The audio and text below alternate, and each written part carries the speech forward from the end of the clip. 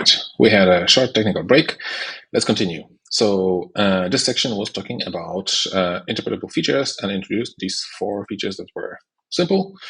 And there's a bunch of explanations about how they get activated and what they're related to. But we're going to, and that you can sort of turn the knobs on down to influence the behavior of the model. We're going to skip that and proceed to the sophisticated features because this one is really cool.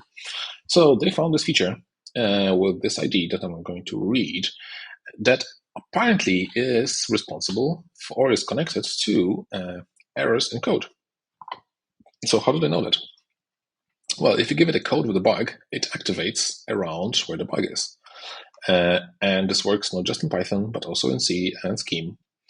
But it does not highlight the same kind of typo in English prose. So here the bug in the code is that the word right is spelled, same here, and feature activates around these tokens.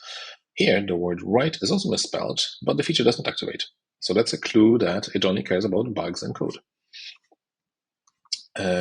Also, it activates for other kinds of bugs in code, for example, division by 0.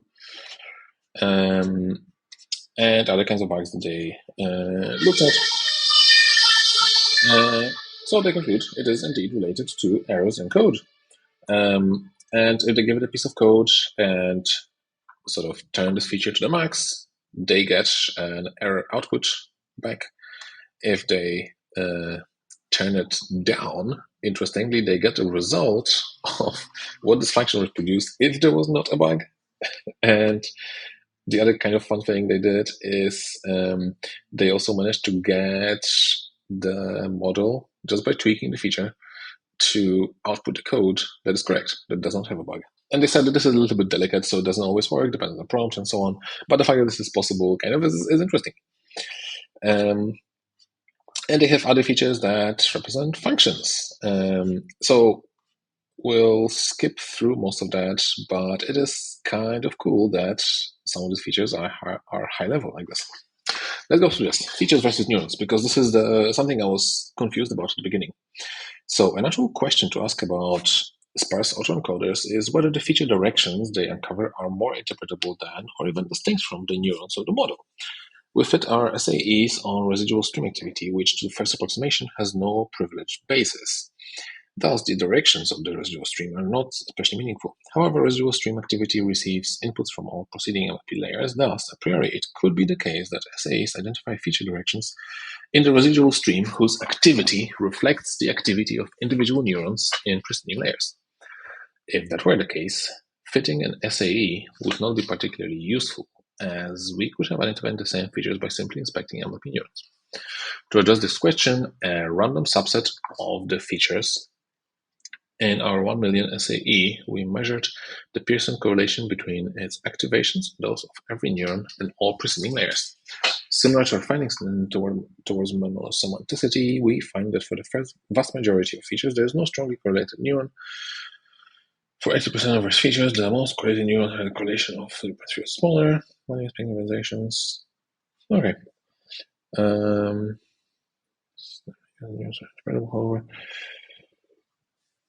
Okay, so basically they're saying that using sparse autoencoders and training them in this way gives them interpretable features, whereas looking at neurons doesn't give them interpretable features, and they did a bunch of work to prove and demonstrate this.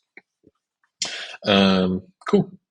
It would be nice if we could look at neurons and interpret them, because then we wouldn't have to do any like computation to train these SAEs. But I guess we have to train them.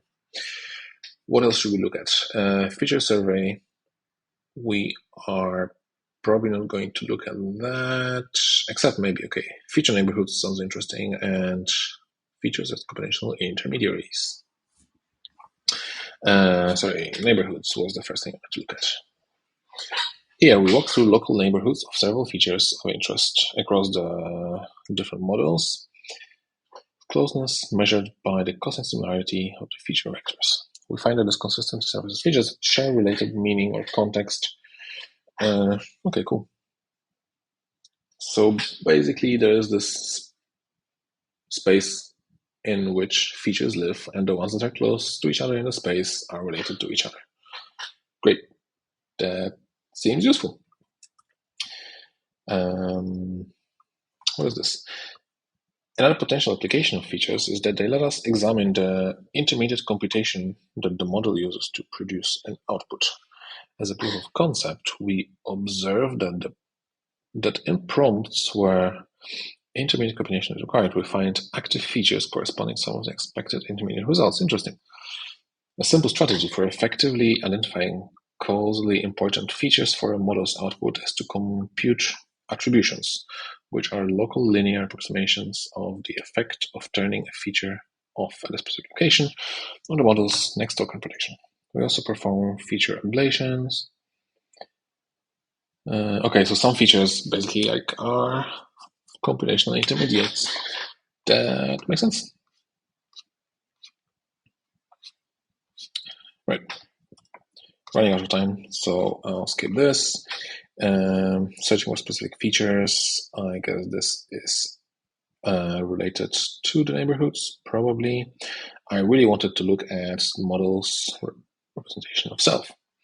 In our investigations, we found several features that activate over a wide variety of prompts that use human assistant format. Used during model fine-tuning and deployment. Know that our essay many of these features relate to dialogue, explicit chatbots.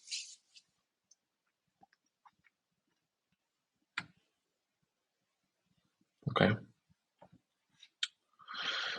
One feature that appears to activate especially robustly for human assistant prompts appears to represent, in the pre-training dataset, dialogue and the notion of assistance. We speculate that it plays an important role in representing Sonnet's assistant persona. One piece of evidence for this is that clamping this feature to negative 2 times its maximum value causes the model to share this persona and respond to questions in a more human-like fashion. That is cool. We also found that some particularly interesting and potentially safety-relevant features activate in response to seemingly innocuous prompts in which human asks the model about itself. Below, we show the features that activate most strongly across a suite of such questions, filtering out those that activate in response to a similarly formatted question about a mundane topic.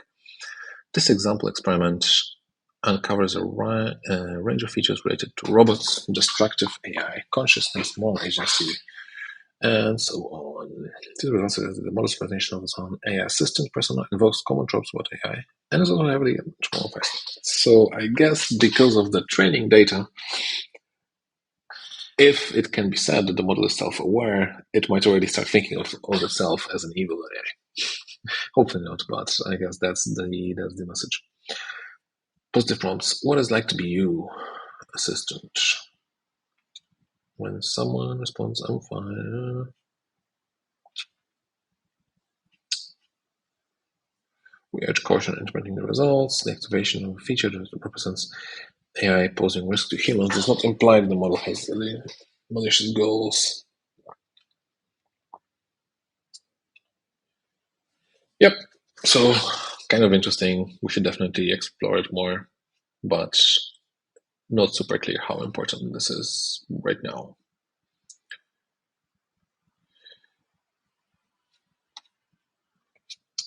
Comparison to other approaches. All right, cool. I think we have a pretty good high-level overview of this paper. There's obviously a lot that I skipped over and a lot of the experiments that we have not looked at.